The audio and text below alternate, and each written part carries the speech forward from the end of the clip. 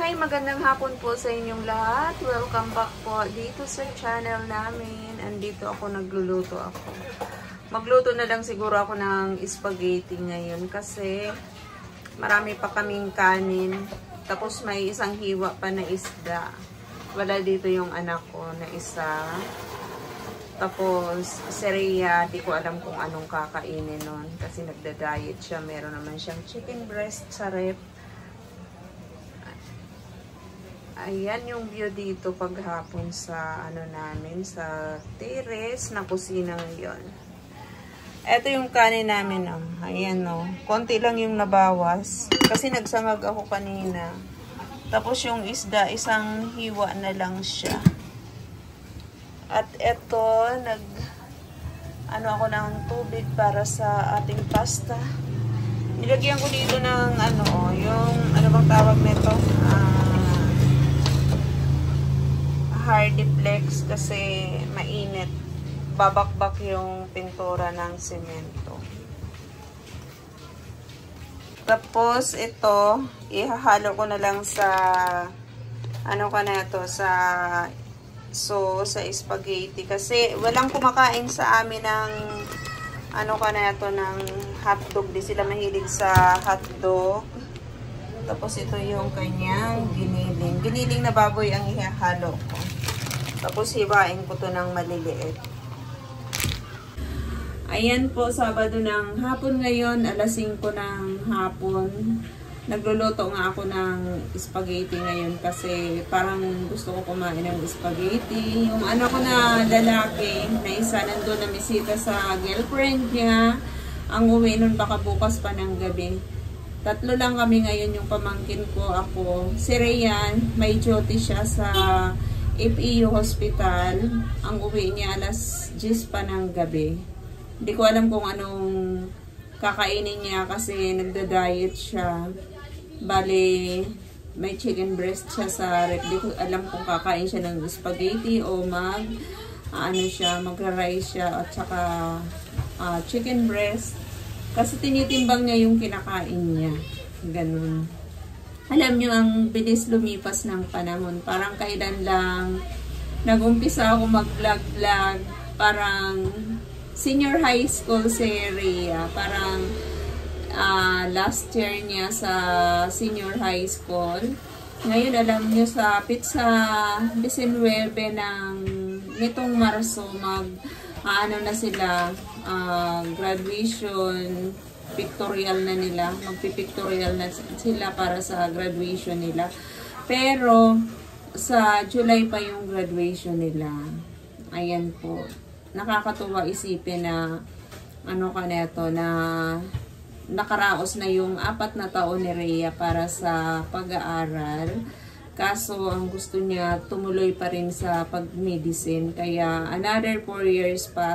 Sana nga maawa ang Diyos na makapasa si Rhea sa PLM kasi doon talaga yung balak niya na mag-aral para sa medicine. Pero pag halimbawa hindi, baka saan ba yun? Fatima siya, sa Fatima siya. Bali, another 4 years. Ito siguro yung pinakamahirap na taon kasi bugbugan sa gastos. Pero kaya natin po, walang sukuan. Hindi ako susuko hanggat hindi niya nakukuha yung gusto niya. Kasi para din yun sa kabutihan niya. Ayoko si Rhea na magaya sa akin dahil ayoko nang ida-down siya ng ganyang magiging ano ba yun? Ugangan niya. Kasi ako naranasan ko sa side ng ng tatay nila. Ako lang yung napangasawa ng mga anak no na walang pinag-aralan, na high school lang ang natapos. Parang dinadaw nila. Ayoko maranasan ni Rhea na ganun. Kaya hanggat maaari, gusto ko talaga na kung anong gusto niya, makapagtapos siya. Kung anong pinapangarap niya, gusto ko na matapos ngayon. Pero maganda naman yung kurso niya ngayon. Bali, matatapos na siya sa mid-tech. Mag-board exam siya. Diretso siya board exam. Ang board exam daw nila sa August. Pero yung final exam nila, bali sa May pa, parang 3rd week ng May. Tapos, pagkatapos yan, tuloy-tuloy pa rin siya kasi mag-board exam nga siya, kailangan niya mag-review. Hindi pa namin alam kung saan niya gusto mag-review. Dati kasi yung anak ko na civil engineer, doon niya nag-review sa Santa Mesa yata yun, sa Mega Review Center. Na nakapasa naman kaagad. Si Rhea, hindi ko alam kasi hindi ko alam kung saan ang gusto niya na review center na papasukan. Sana maawang Diyos na makapasa siya. Alam ko naman na hindi siya pababayaan ni Lord, makakapasa siya. Ito yung aming pasta. Bali, meron tayo nito, Ideal, at saka Del Monte. Ayan. Ilalagay ko na. Niluto ko muna yung pasta. Ayan.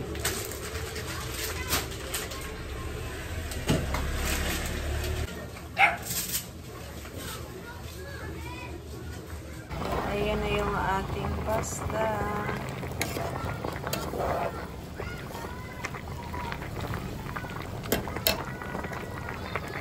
Ito hihiwain ko ng maliliit na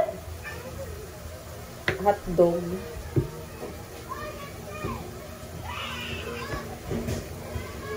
Para di siya masyado halata. Kala mo giniling lang siya. Maliliit lang yung pagkahiwa nito.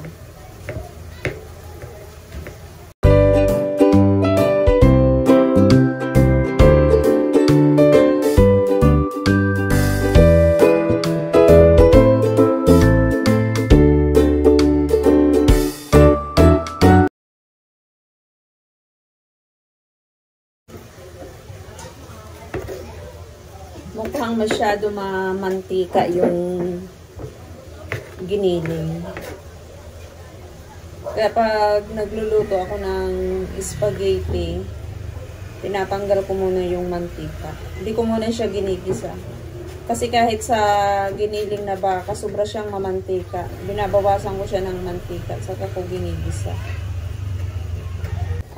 Sauce niya, yung yung may basil.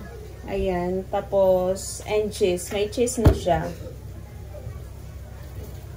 Alam nyo, yung pinaka-paborito kong sauce sa spaghetti, yung Italian sauce.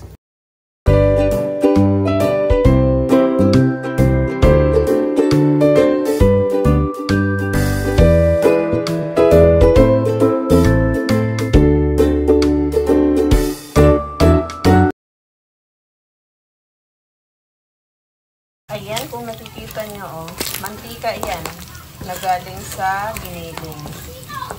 Diba? Lahat na yan mantika. Babawasan natin ang mantika yan. Ayan, bawasan muna natin ang mantika. Tinanggalan ko na to ng mantika. Ilalagay ko na yung bawang. Ayan, nakita nyo yung bawang. Tumatalsik. Isusunod ko na yung sibuyas.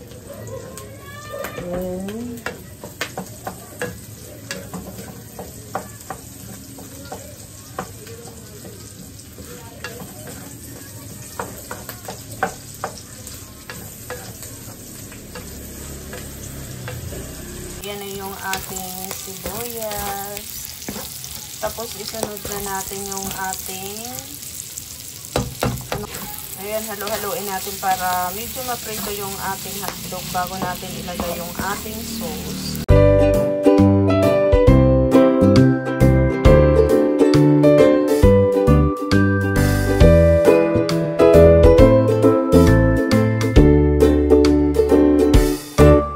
Ayan, ilalagay na natin yung ating all-purpose cream. Aray.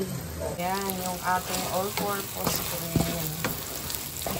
Tapos ilalagay na natin yung ating spaghetti sauce. Hindi na tayo maglalagay ng tubig.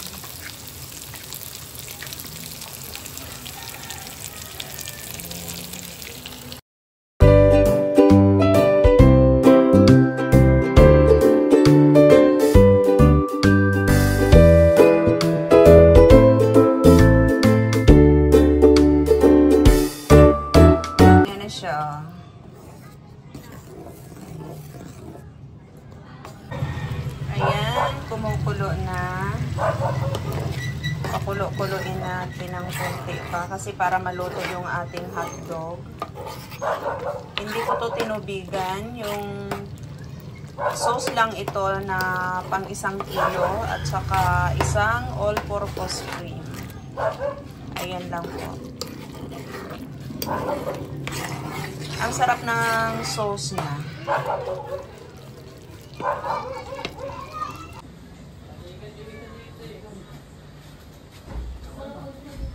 Luto na, kain na tayo.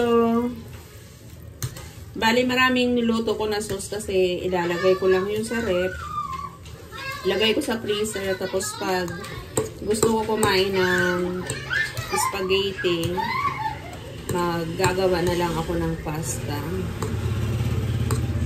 Tikman na natin yung ating nilutong spaghetti.